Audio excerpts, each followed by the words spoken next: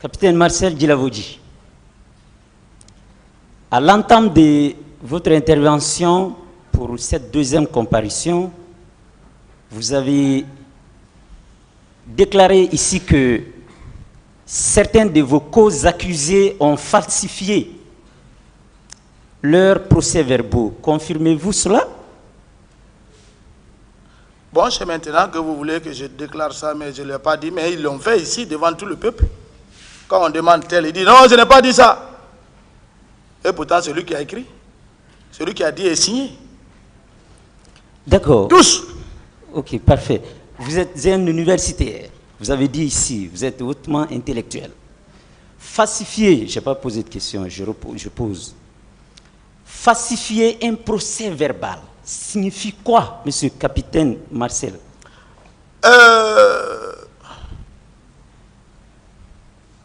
Falsifier un procès verbal, ça dépend du contexte. C'est vous qui avez tenu ça ici. Je veux juste comprendre. Moi, je suis d'accord avec vous que peut-être que ces procès-verbaux sont falsifiés, mais je veux savoir, puisque vous l'avez affirmé, pour moi, falsifier, c'est de nier son procès verbal. Capitaine. Je vous écoute, maître. De façon nominative, vous pouvez citer qui a falsifié son procès verbal? Je commence par le chef lui-même, le président de la République, qui veut nier sa responsabilité du pouvoir devant le peuple. Parfait, c'est très bien. Au départ, qu'est-ce qui était mentionné dans son PV et qu'est-ce qui a été... Bon, je ne rentre pas dans les détails là, vous-même vous étiez là. Si ce que je dis c'est contradictoire, vous pouvez me le dire. D'accord. Alors, je peux passer sur cette question, mon capitaine. Mais je voudrais savoir, est-ce que vous pouvez confirmer ici que le président Moussa Dadis avait un service de renseignement pendant sa période de règne?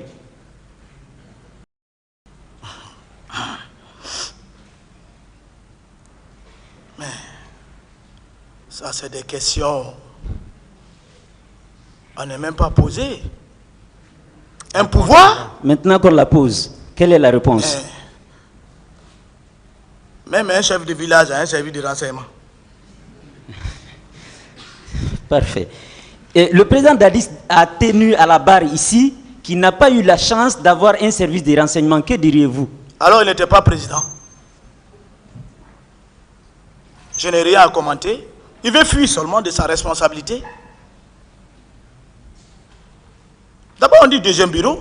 Le deuxième bureau, c'est la gendarmerie, la police. Le ministre de la Sécurité, le ministre, on dit de la Sécurité, je crois bien. Il y a aussi le commandant de la gendarmerie. Ça, c'est les OPJ. Ça, c'est le service de renseignement. Deuxième bureau. Avant tout, tu crées pas, mais c'est déjà créé, même avant que tu ne sois. D'accord. Merci pour cette information. Alors, vous avez toujours tenu ici que vous connaissez très bien avec le président Dadis. Et d'ailleurs, vous avez beaucoup voyagé ensemble. Confirmez-vous cela? Mais ça, c'est incontournable. Parfait. Où est-ce que vous étiez parti, capitaine? Je ne vais pas rentrer dans ces détails. D'accord. Et vous étiez parti dans ces endroits.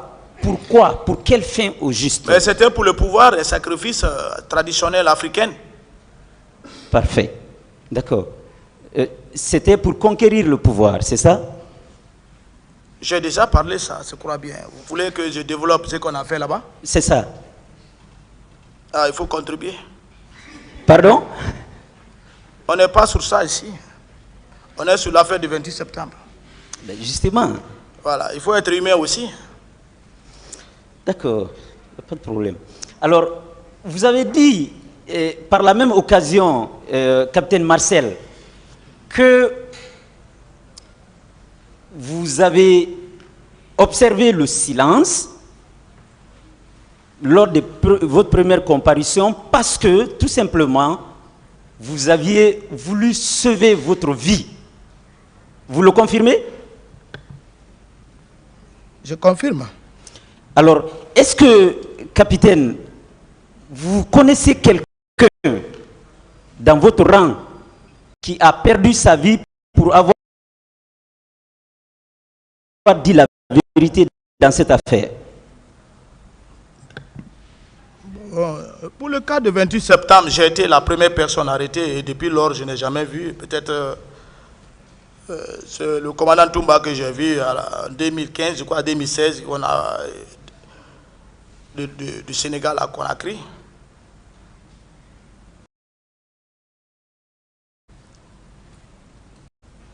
Est-ce que vous m'avez compris? Oui, c'est ça que je vous réponds. Je vous ai répondu aussi. D'accord, c'est pas grave. Mon capitaine, on peut aller, on peut continuer. Vous avez cité des noms ici qui composaient la garde parallèle. Pourquoi, capitaine, vous n'avez cité que des morts? Bon, c'est ça, la situation. Je n'ai pas cité seulement que des morts. C'était ces hommes. C'était ces hommes. Pourquoi ils sont morts? Bon, d'accord, ça c'est une question qui pourrait être répondue peut-être par vous ou par quelqu'un d'autre. Mais voilà. Écoutez, ma question elle est simple. Pourquoi vous, parmi tous les membres de cette garde parallèle, vous n'avez cité que des personnes mortes? Pourquoi? Non, je n'ai pas cité seulement. Il y a des gens qui ont fui, ils ne sont pas là. Où est Gono Sangaré? Où se trouve Théodore? Il a fui. Pourquoi il fuit? Si tu ne te reproches pas de quelque chose, tu ne vas pas fuir. D'accord.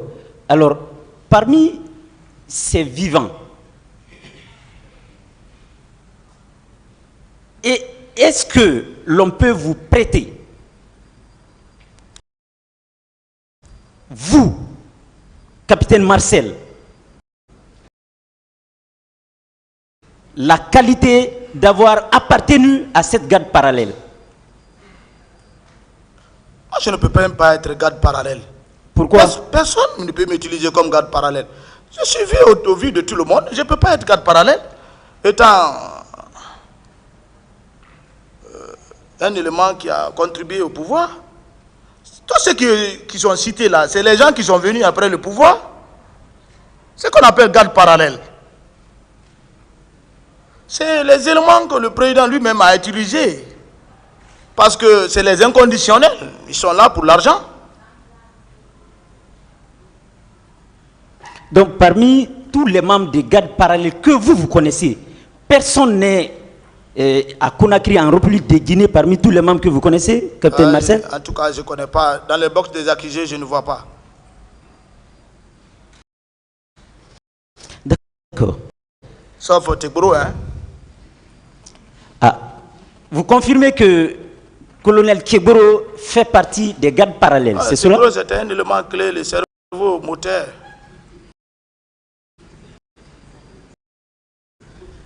Parfait. Il est là le lundi au dimanche. Si tu vas avec ça, un chef d'État, ça c'est des hommes à se méfier. Hein. Tu es ministre, il faut essayer dans ton bureau. D'accord. Alors, est-ce que, concrètement, pas de l'imagination ou d'interprétation, concrètement, vous pouvez dire quel a été le rôle que colonel Tegboro a joué dans l'accomplissement ou la planification du massacre par la garde parallèle? Vous avez suivi même dans le procès verbal de colonel Claude Pivi, qui dit que le président lui-même lui a dit qu'il a envoyé le colonel Tegboro au stade pour des missions. C'est lui qui a mis le feu de lui dans le feu. Celui qui rendait compte au président Dadis de tout ce qui se passait à la lettre. Qui a informé le président, le capitaine Moussa Dadis Camara, jusqu'à il a été furieux comme ça.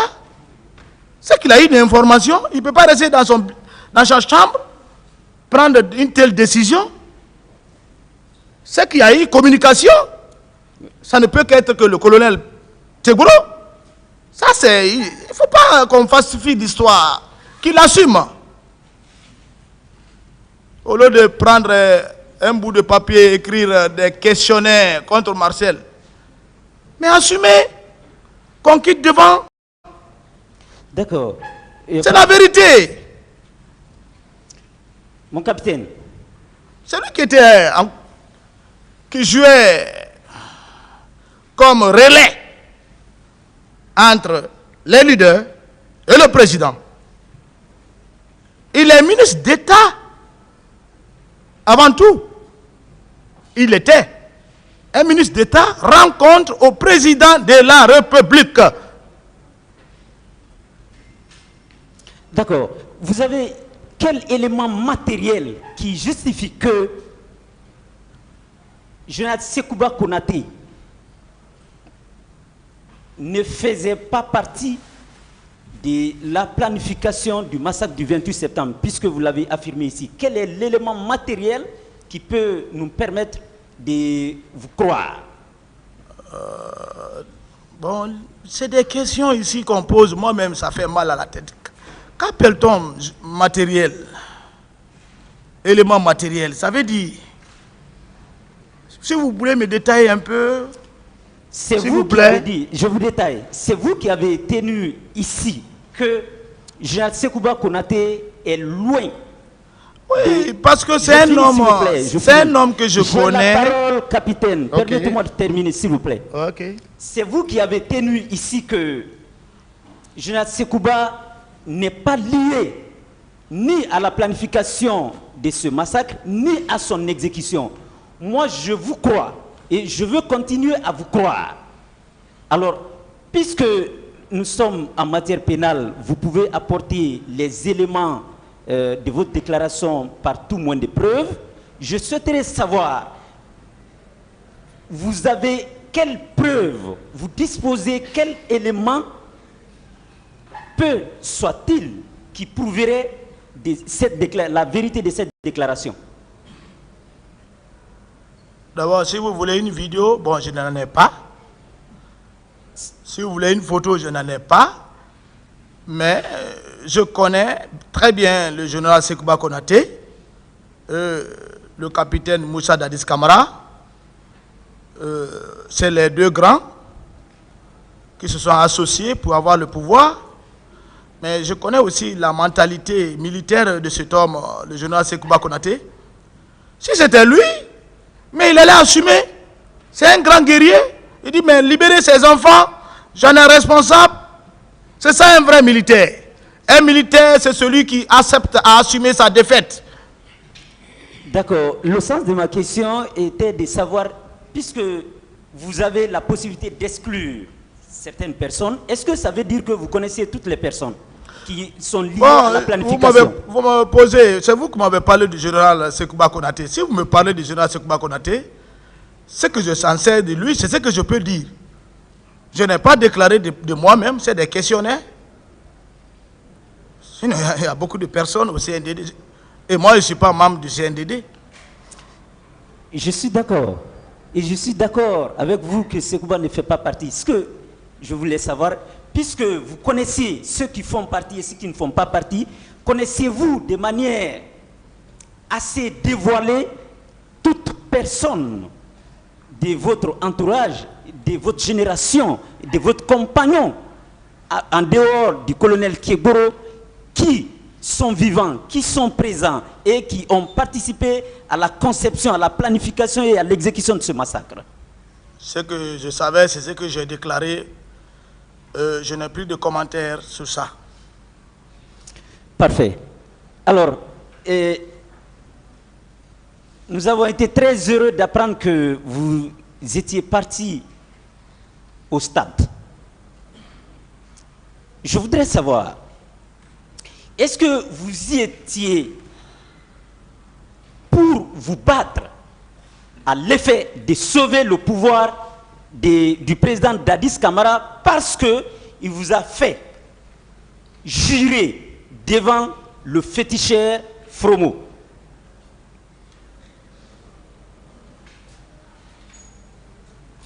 J'ai parlé de notre pacte à Symphonia. Ce n'était pas pour qu'ils viennent se maintenir au pouvoir, plutôt d'organiser les élections. Et s'il voudra se présenter, c'est après. C'est son plan. C'est le pouvoir. Je ne sais pas pourquoi le pouvoir change les hommes. D'accord, moi je vous comprends. Est-ce qu'on peut être d'accord quand même que vous êtes allé au stade pour vous battre à l'effet de vous sauver vous-même des effets maléfiques de ce fétiche? J'ai déjà expliqué ça largement. Je crois que maître, je n'ai plus de commentaires pour ça. D'accord. Alors, dans la même logique, en votre qualité de militaire aguerri, surformé, commando, vous vous retrouvez devant un centre hospitalier, devant une clinique, vous sortez une grenade, une arme collective, pour vous, à l'effet de mettre hors d'état de nuire un seul de vos compagnons. Pensez-vous que le simple fait de sortir cette grenade ne constituait pas, vous-même, vous ne représentiez pas un danger imparable vis-à-vis des opposants, des civils et des patients qui étaient à l'hôpital? Bien, d'abord, rectificatif, une grenade n'est pas une arme collective, c'est une arme individuelle. Elle est utilisée par une seule personne. Ok, parfait. Allez-y. Bien. J'ai largement expliqué le fait que j'ai fait... C'est moi qui l'ai déclaré. Pourquoi Tegboro, le colonel Tegboro ne pouvait pas dire que Marcel a fait sortir grenade à la clinique? Parce qu'il savait les conséquences. Il sait le ton que je l'ai adressé, traite, et puis... Si c'était pour exploser la grenade à la clinique, mais Toumba n'allait pas s'approcher de moi et je n'allais pas le recevoir. Voilà. Ah bon, d'accord. Bah, est-ce que vous confirmez que vous étiez sous le commandement du colonel Toumba Diakité? Commandant. Commandant, merci beaucoup. Du commandant Toumba Diakité. Vous le confirmez? Oui, je suis un élément de Toumba. D'accord. Est-ce que vous, à votre avis et en votre qualité de militaire, un commandant, à quel moment un commandant peut aller porter main sur un subordonné à l'effet de l'obliger à exécuter un ordre? Est-ce qu'il ne le fait pas parce qu'il l'a sommé à maintes reprises de faire quelque chose et qu'il ne l'a pas obéi? Ça dépend du terrain. Votre terrain, vous avez dit ici que commandant Toumba vous a donné un coup, mais par erreur. Je veux savoir tout simplement, commandant Toumba, même s'il vous voit la nuit, il saura que c'est vous, Marcel Dilavogui. Il vous voit en état dangereux. Il vous somme d'arrêter. Vous n'arrêtez pas. Pensez-vous que c'est par erreur que ce dernier se déplace pour venir vers vous jusqu'à ce qu'il vous donne un coup violent? Non, Toumba ne peut pas faire face à moi. Ok. C'est vous qui l'avez dit, hein? Non, il ne peut pas. Il sait ma moralité quand même. C'est un homme aguerri, il connaît aussi ma moralité. Il ne peut pas faire face à moi. Il ne faut pas nous opposer à faire ces déclarations. Et je ne suis même pas opposé au commandant Toumba. Voilà, c'est l'histoire, c'est les faits. Je déclare ce que j'ai fait, ce que j'ai vécu. Il peut oublier, c'est un être humain. Voilà. Mais Toumba ne peut pas faire face à moi et me faire ce qu'il veut. Non. D'accord. Bon, c'est votre déclaration que j'ai prise contre vous-même. Oui. Alors, je peux passer, pas de problème. Vous venez de dire que Toumba a confiance à vous, il connaît votre moralité. Vous venez de le dire tout de suite. Bien sûr. Alors, je vous concède et je vous crois. Mais dites-moi, si le même Toumba qui vous connaît, qui connaît votre moralité, déclare ici que vous aviez une troupe en votre possession qui vous suivait, que ce soit des gradés ou des non gradés, est-ce que vous pourriez le contredire, M. Marcel? Bon, je contredis ou pas, j'ai parlé et j'ai expliqué ça. Cela dépend de Toumba. Moi, ce n'est pas moi. D'accord, pas de problème. Alors, est-ce que vous pensez que François Lucien Fall peut vous confondre à quelqu'un, vous? François Lucien Fall, un seul jour, il ne m'a jamais vu. Moi, je ne l'ai jamais connu. Si ce n'est pas peut-être à la télé, lorsqu'il a fui aux États-Unis, moi, il était Premier ministre. C'est en ce temps, nous, on a compris qu'il y a un Lucien Fall en Guinée. Moi, personnellement. Parce qu'il était Premier ministre ici. Il a démissionné au temps de l'ancien comté, je pense bien. Et c'était dû à quelque chose que je me réserve.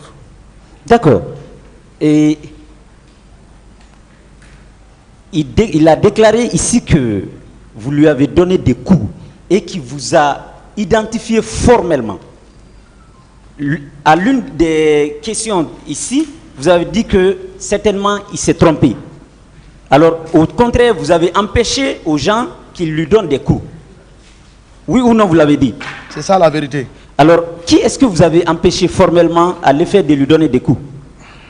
Je vous ai expliqué que ces hommes-là, ce sont des infiltrés. Vous savez, il faut être dans un centre d'instruction au moins un mois au moins pour que tu puisses identifier une personne. Et nous ne sommes pas instructeurs, ni formateurs, ni chargés de recrutement. Surtout qu'Aléa, c'est derrière Forcaria. Je pense bien. Je n'ai jamais été dans ce centre d'instruction. D'accord, parfait, il n'y a pas de problème. Allons-y toujours sur vos déclarations. Vous avez encore tenu que n'eût été l'intervention du commandant Toumba à l'effet de vous dissuader contre le colonel colonel Tcheboro à la clinique, qu'il allait vous connaître. Mon capitaine. Bon, connaître, vous savez, dès que je finis, mon capitaine, s'il vous plaît. Oui. Vous, à cet instant précis, vous étiez détenteur d'une grenade, avec la groupie en main, prêt à être dégroupé. Je souhaiterais savoir si le commandant n'intervenait pas, en réalité, et puisque vous avez juré de dire la vérité, qu'allez-vous faire? Bon, c'est vous qui dites que j'avais la copie en main. Je n'avais pas la copie en main. Je l'ai fait présenter pour leur dire que j'ai une arme aussi qui peut me protéger. Et ils ont eu peur. Et le commandant a intervenu. Il est venu. Et le mot que je lui ai dit, il ne faut pas mettre ces gens-là ici. Il y a les infiltrés et il n'y a pas de garde. Envoie ceci dans un lieu sûr. Moi, je ne connaissais même pas le nombre de leaders qui étaient dans son véhicule.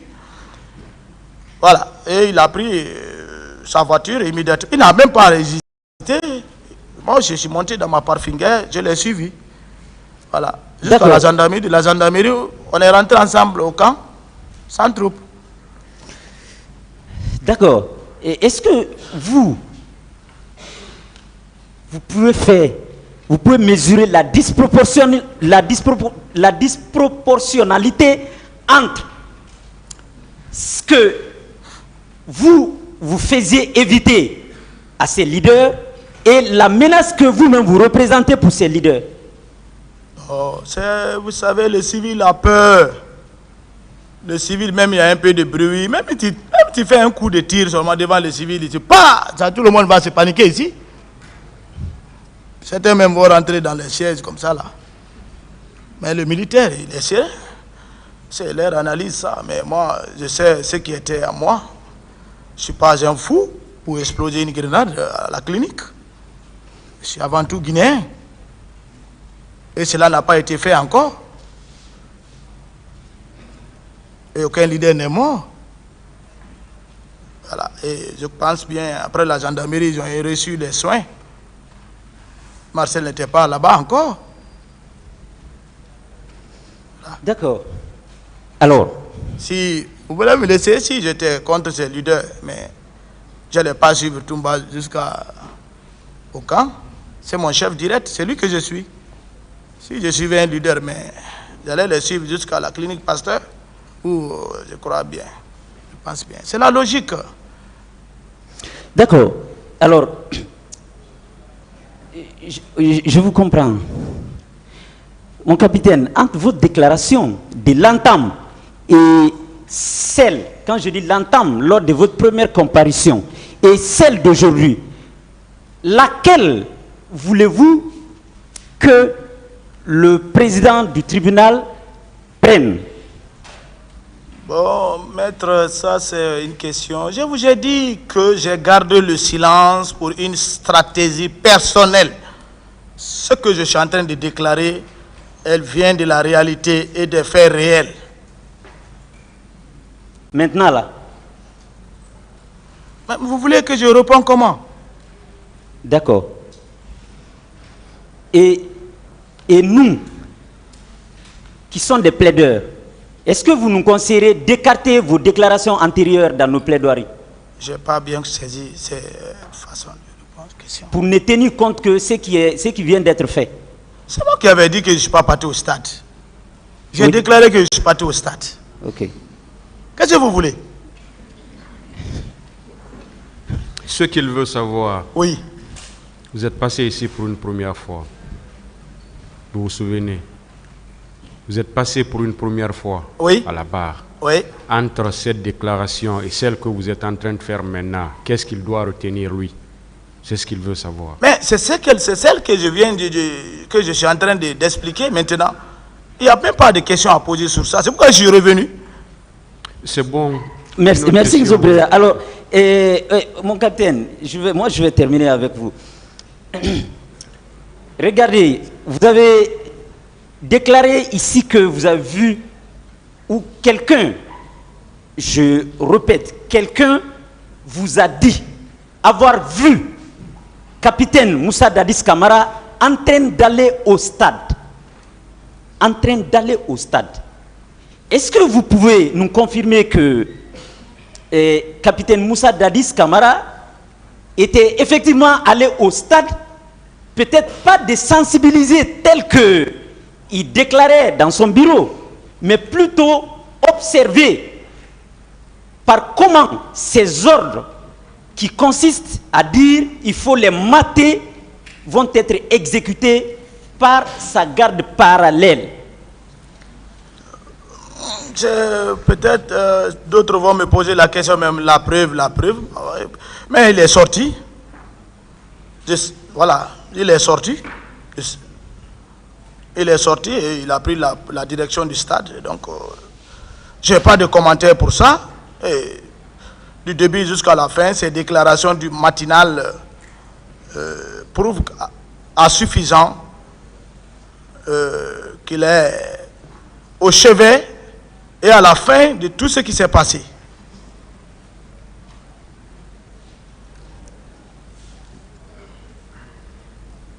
Merci, mon capitaine. Merci, Monsieur le Président. Mon capitaine,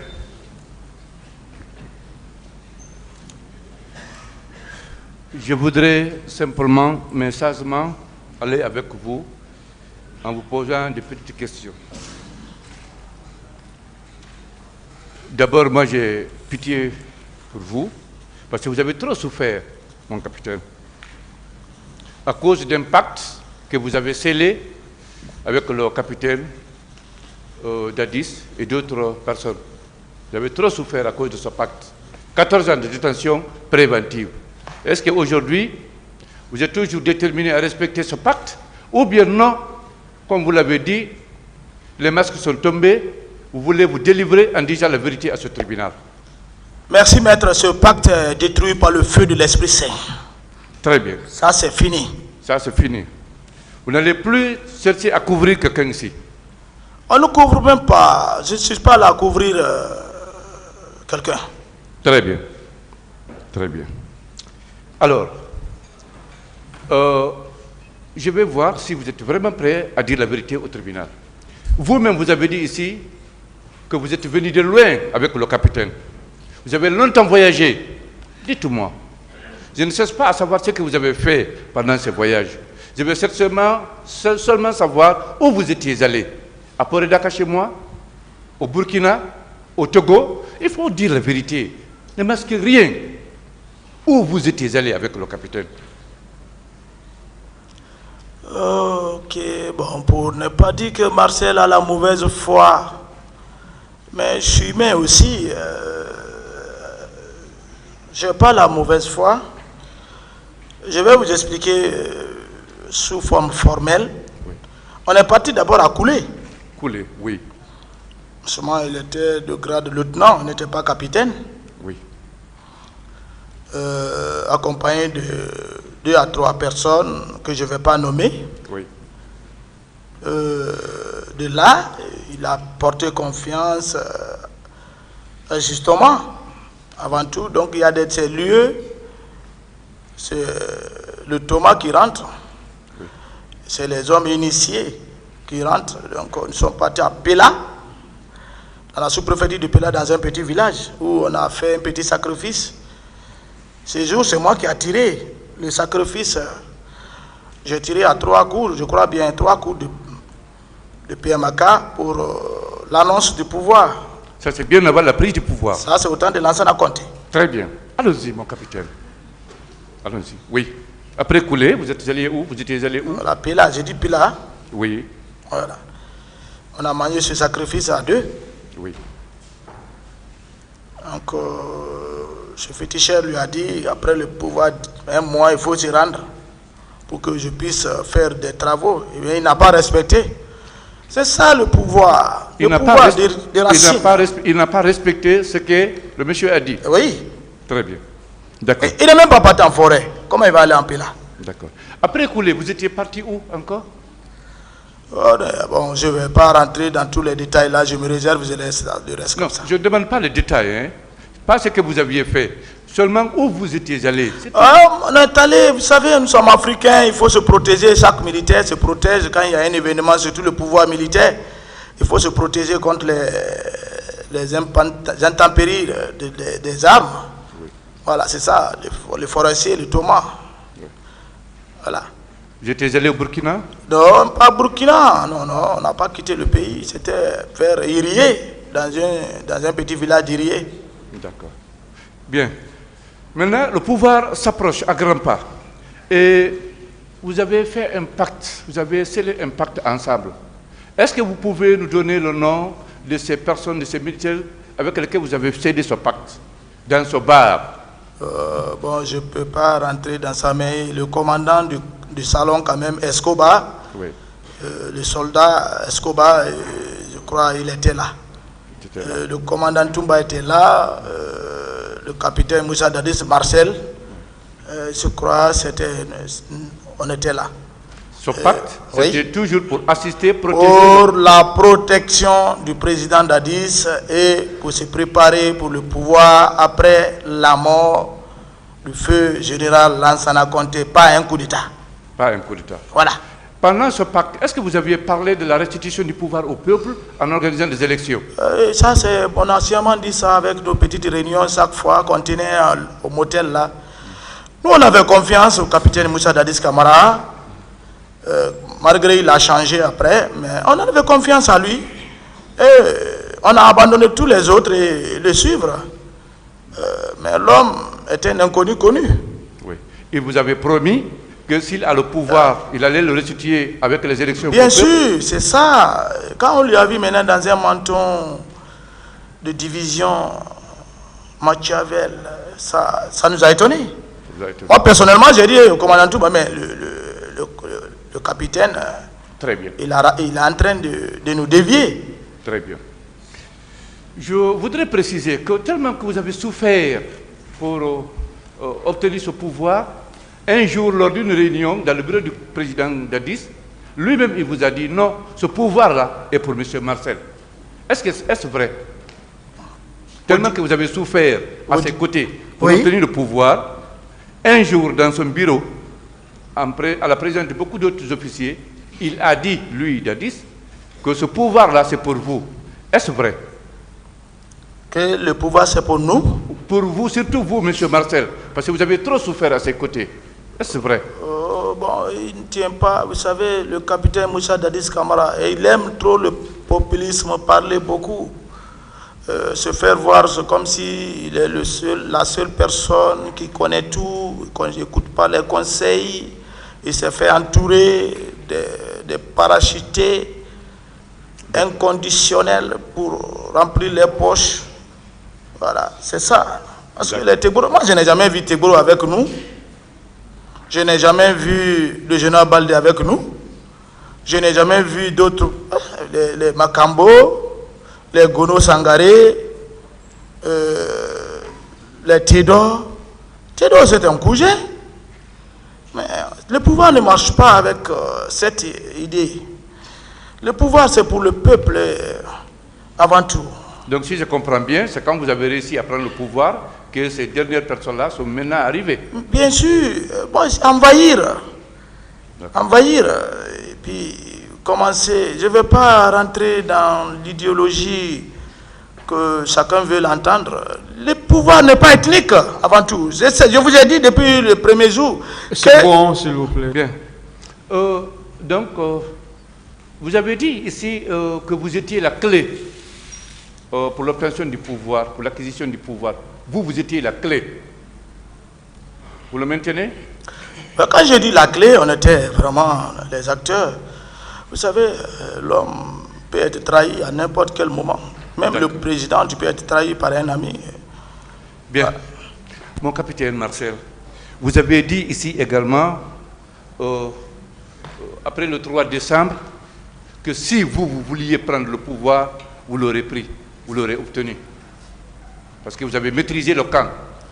Est-ce vrai? Vous le maintenez? Oui, lorsque les infiltrés, les inconditionnels ont voulu me sacrifier ces jours, le commandant de Gaulle, paix à son âme, a été refoulé.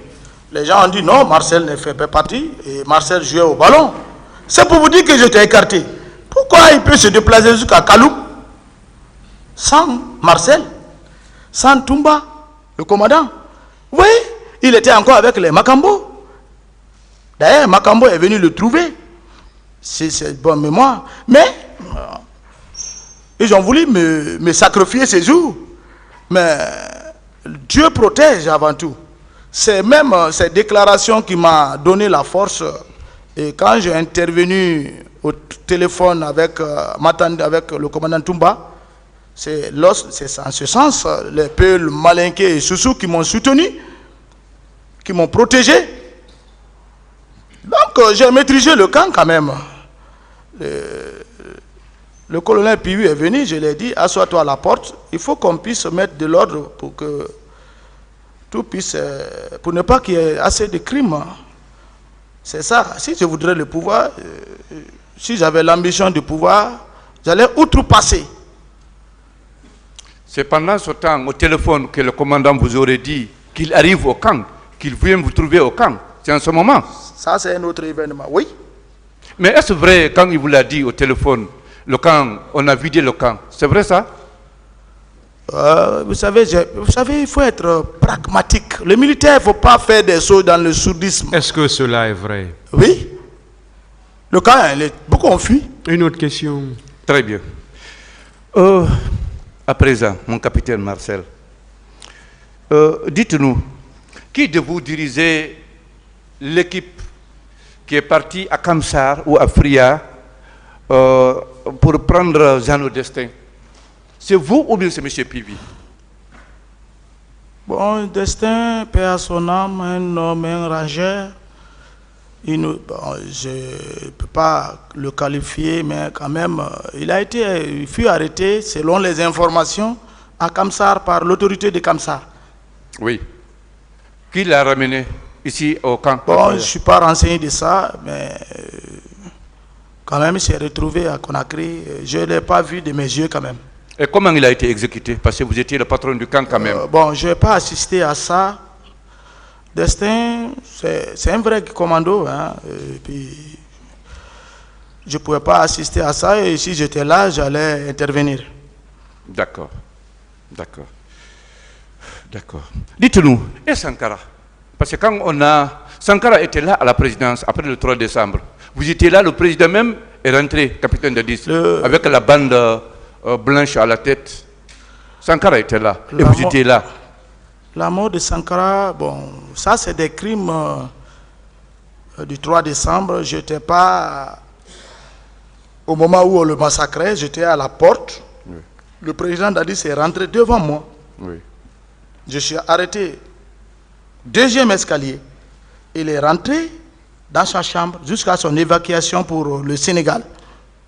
Oui. Bon, je ne pouvais pas quitter la devanture de la présidence. J'ai fait mon mieux, malgré que je souffre. J'ai fait mon mieux pour le capitaine Moussa Dadis Camara. C'est bon. C'est devant vous que le capitaine a dit, ah, Sankara, c'est toi ça? Vous étiez à côté? Bon, je n'ai pas suivi ça. D'accord. Parce qu'il semble que c'est à partir de là que les militaires sont jetés sur lui et puis on l'a décapité. Bon, ça c'est votre information. Ce n'est pas une question. D'accord. N'avez pas la parole, maître, s'il vous plaît. Mon capitaine Marcel, est-ce que vous confirmez aujourd'hui, est-ce que vous pouvez confirmer aujourd'hui que le capitaine Dadis a procédé à une modification de la construction de la présidence? C'est-à-dire, autrement dit, il a fait une cour qui encercle le bâtiment de la présidence, qu'il abritait. Et qu'il y avait des portes par derrière, à l'aide desquelles il sortait. Vous avez constaté ça? Oh, bien, maître. Vous savez, il faut être au chevet des choses pour comprendre les choses. Moi, j'avais vu une cour derrière. Là, vous savez, les maisons là sont construites de sorte que c'est 3 chambres, douche. Chaque chambre a sa douche. Il y a une petite cuisine large, un grand salon. Et lui occupait une chambre. Et la chambre dont il occupait, ils ont fait une clôture derrière. Bon, moi je ne savais pas en réalité s'il y avait une sortie directement, mais c'est au cours d'un sacrifice dans cette cour que je l'ai vu sortir d'une porte. J'ai dit, ah, donc il y a une porte de sortie ici. Ah, voilà. Donc c'était vrai, il avait... Mais il y a une porte de sortie. Même vous allez le trouver, je ne sais pas s'ils ont modifié parce que les militaires ont occupé le lieu. Donc c'est vrai, c'est confirmé qu'il y a une porte de sortie, ça, ce n'est même pas discuté. D'accord, très bien. Mon capitaine, à présent, je veux qu'on parle des recrues de Kalea. Est-ce que vous les avez vus de vos yeux? Bon, les recrues de Kalea, je les ai vus à l'étage quand j'étais au 2e étage. Très bien. Non, je comprends que vous voulez vraiment dire la vérité parce que vous confirmez les avoir vus. Bien, allons plus loin. Et quand ils sont arrivés la première fois à Conakry, au niveau de 36, vous étiez avec qui pour aller les rencontrer? Non, moi je ne suis pas dedans. Moi j'étais malade. Hein? Quand ils sont arrivés à 36, rappelez-vous bien la Non, je ne suis pas au courant de leur évacuation à Conakry, comment ils ont été évacués, mais ils étaient à la présidence. Vous savez, les soldats, quand tu l'envoies dans un milieu, là, après votre rassemblement, le rassemblement qui tenait avec le chargé d'opération Makambo, mais il se balade, il est content. C'est comme quand tu enlèves la corde sur un petit chien.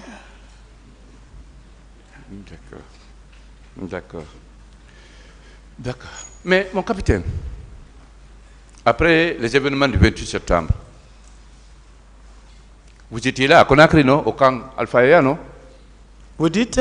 Après les événements du 28 septembre, vous étiez toujours à Conakry au camp en service, non?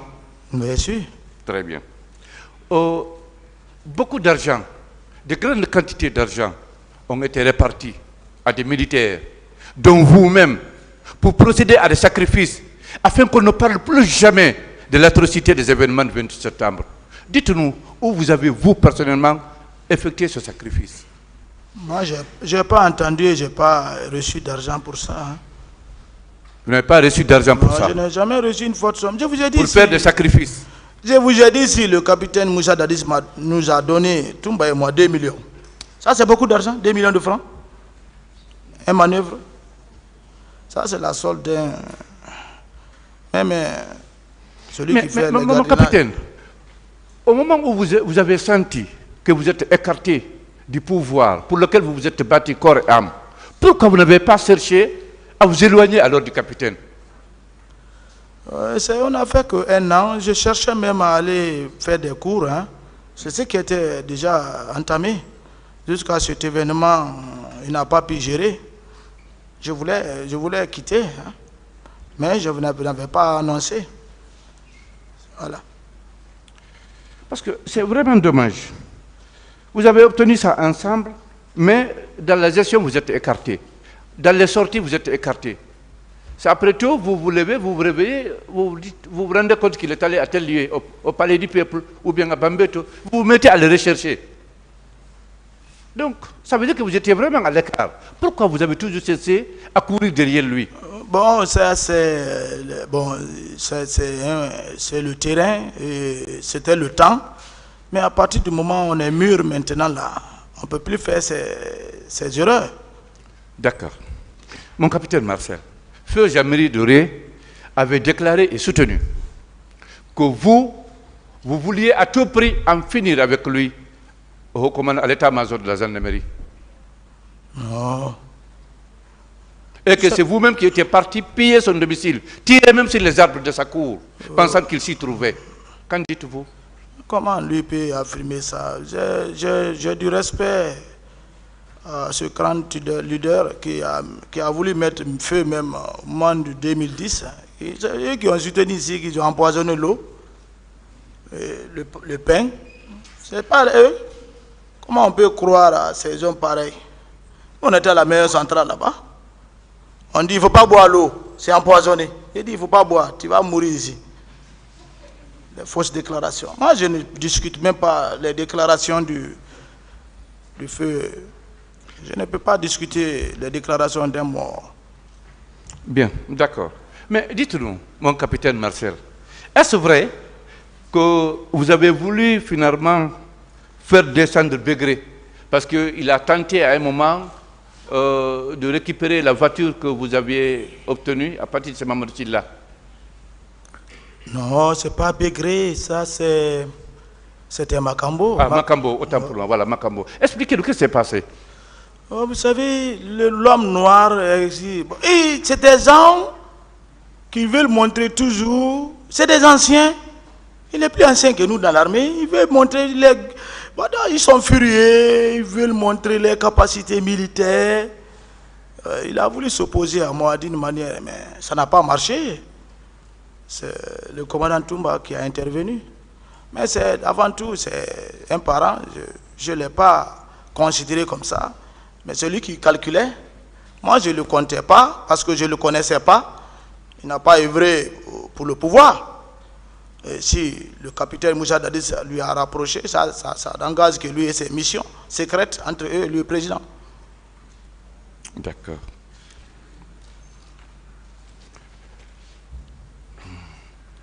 Et est-ce que mon capitaine, vous pouvez vous rappeler qu'un jour, il y a eu une réunion dans le bureau du président Dadis? Une réunion à laquelle vous avez pris part. Et vous aviez discuté ce jour-là de la manière, de la méthode de conserver le pouvoir. Vous vous rappelez de ce jour? Le capitaine Moussa Dadis Camara ne m'a jamais convié à une réunion pour de conservation du pouvoir. Il ne peut pas. Ce n'est pas notre convention. D'accord. D'accord. Il utilisait les gens affamés, hein, les gens inconditionnels. D'accord. Voilà. D'accord.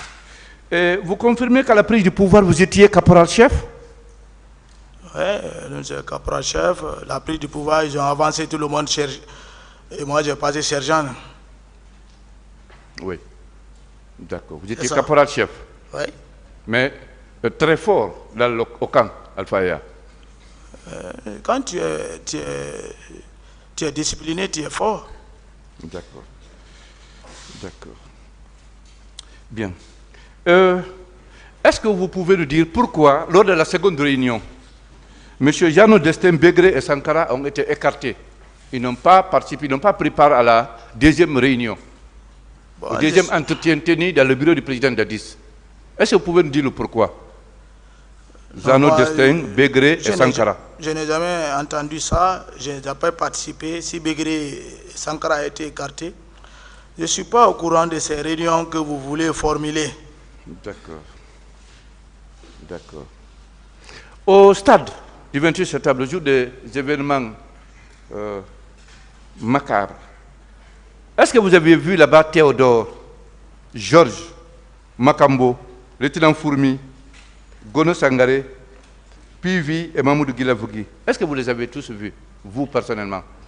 Ce que j'ai vu, c'est ce que j'ai déclaré.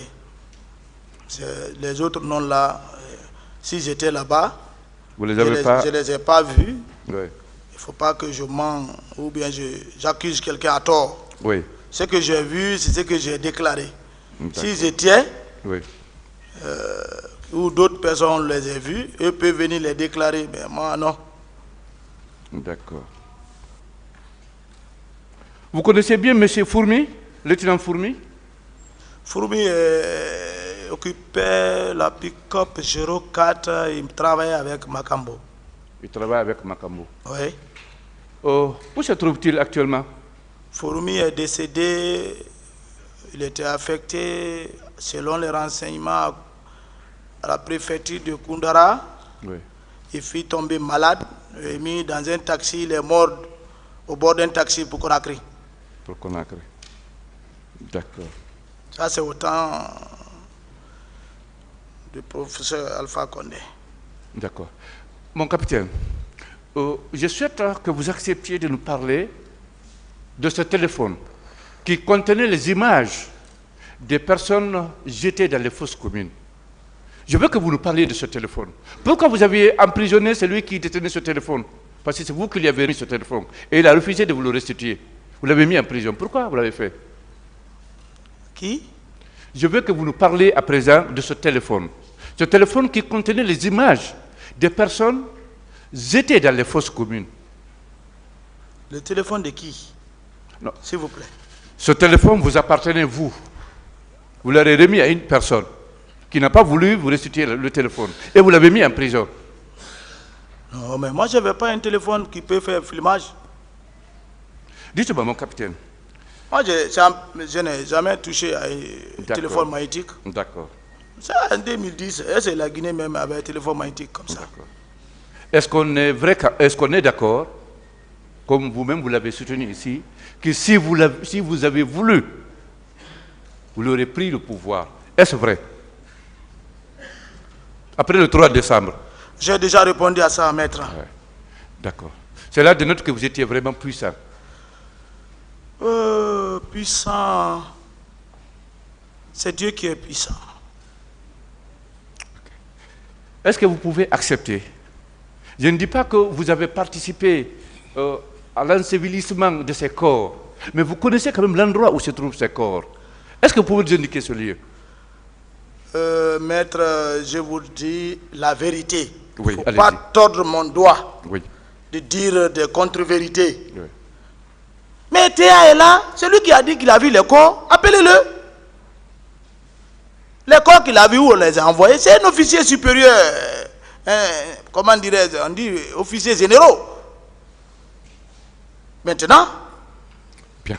Son procès verbal dit avoir vu, selon les déclarations ici, 22 corps dans un camion. Et le camion militaire, ce camion militaire a quitté où? Qui a offert ces camions pour qu'on puisse porter ces corps? Il y a un service qui distribue les véhicules, qui est au camp Samori, la direction de train et garage. Lui-même, il est commandant de ce camp. Il y a le chef d'état-major général des armées qui vit dans ce camp. S'il lui dit qu'il a vu ça, Est-ce que le président ne peut pas être au courant? Oui, il va être au courant. Pourquoi on a choisi ce camp? Pourquoi pas Kankamen? Pourquoi pas Alpha Yaya? Pourquoi pas un autre camp plus proche? Pourquoi le camp Samori BQZ où il y a la police militaire? Ça ne peut pas être dissimulé au vu de ces autorités. Ne tournons pas autour du pot. Libérons le peuple. C'est bon. Bien. Mon capitaine Marcel, à votre avis personnel, est-ce qu'on pouvait commettre tous ces crimes en Guinée sans que les membres du CNDD n'en soient au courant? Rectificatif, moi je n'ai pas commis un crime. Pardon?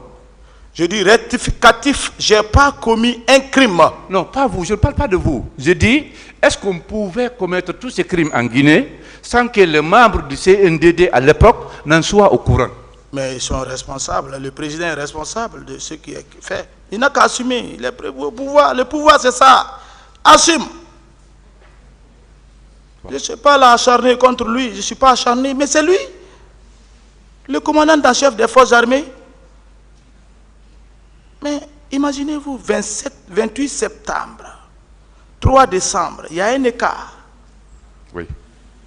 Avec tout ça, qui l'a arrêté pour présenter devant la justice? Au moins, accuser quelqu'un, le prendre. Qui? C'est qu'il est responsable. C'est pour qu'il n'a pas pu arrêter quelqu'un. Et vous avez été arrêté au temps du général Konaté ou bien au temps du professeur Alpha? C'est lorsqu'ils ont tiré sur lui, tous ces acharnements maintenant ont commencé sur moi. C'est à quel moment que vous avez été arrêté? Le 31 mars 2010. 2010, au temps du général Konaté? Oui. D'accord. Tout ce temps, personne n'avait été arrêté auparavant? Personne.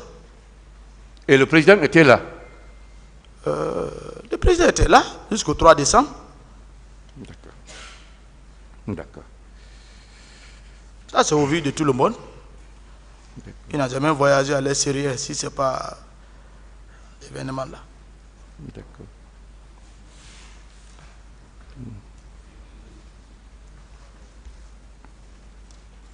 Monsieur Marcel, mon capitaine Marcel, il semble que vous, lors des événements, vous aviez une mission spécifique.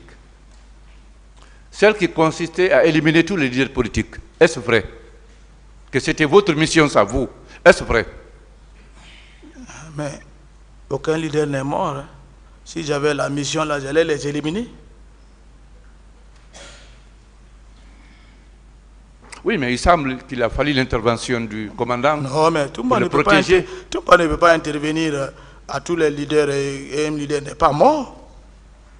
Ne qualifiez pas les choses comme ça.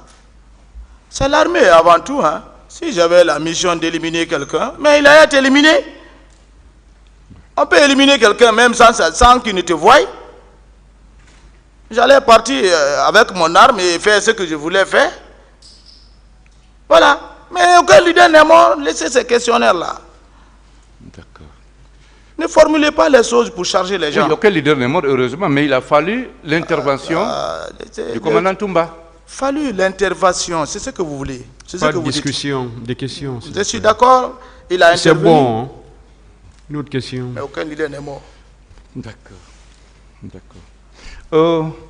Dites-nous, mon capitaine, durant tout le temps du CNDD, jamais on vous a parlé d'autres personnes qui ont aidé le capitaine pour conserver le pouvoir? Jamais on vous a parlé de ces personnes? Qui? Est-ce que durant le temps du CNDD, oui, vous, on vous a parlé des personnes qui sont venues en Guinée pour aider le capitaine à conserver le pouvoir? Bon, moi je ne suis pas au courant de ça. Vous n'êtes pas au courant. Et pourtant, les indiscrétions disent que vous avez pris part à toutes les rencontres avec ces personnes venues de l'extérieur. Non, c'est peut-être que vous avez envoyé les preuves. Non, les preuves viendront le moment venu. Non, la personne, aucune personne ne viendra ici que moi j'ai assisté à une réunion de conservation du pouvoir. Je ne suis pas comme ça, maître. Je n'ai pas commencé à travailler le service militaire avec le capitaine Dadis. Moi j'ai travaillé avec les grands chefs militaires avant lui. C'est bon. D'accord. Je suis initié. D'accord. Bien, mon capitaine, colonel, je ne sais pas s'il est colonel, Gono Sangaré. Gono Sangaré, avec quel poste de responsabilité au temps du CNDD? Je vous ai dit ici, ça, vous voulez seulement des répétitions, il était intendant particulier du président de la République. Intendant particulier. D'accord. L'intendant particulier, ça, c'est dans l'armée régulière ou bien au niveau des recrues de Kalea? C'est ce que je veux savoir. Je dis intendant particulier. Le mot particulier veut dire pour le président. Pour le président seulement? Ah, le président, le président, c'est comment le pays, le peuple. Donc s'il a un intendant particulier, il utilise ce poste pour ses faire à qui il veut ou pour qui il veut et dans les circonstances qu'il veut. Mon capitaine, oui. De la prise du pouvoir par le CNDD jusqu'à l'éviction du président le 3 décembre, vous n'avez bénéficié aucun poste de responsabilité, n'est-ce pas? C'est ça la vérité. Aucun poste de responsabilité? Oui.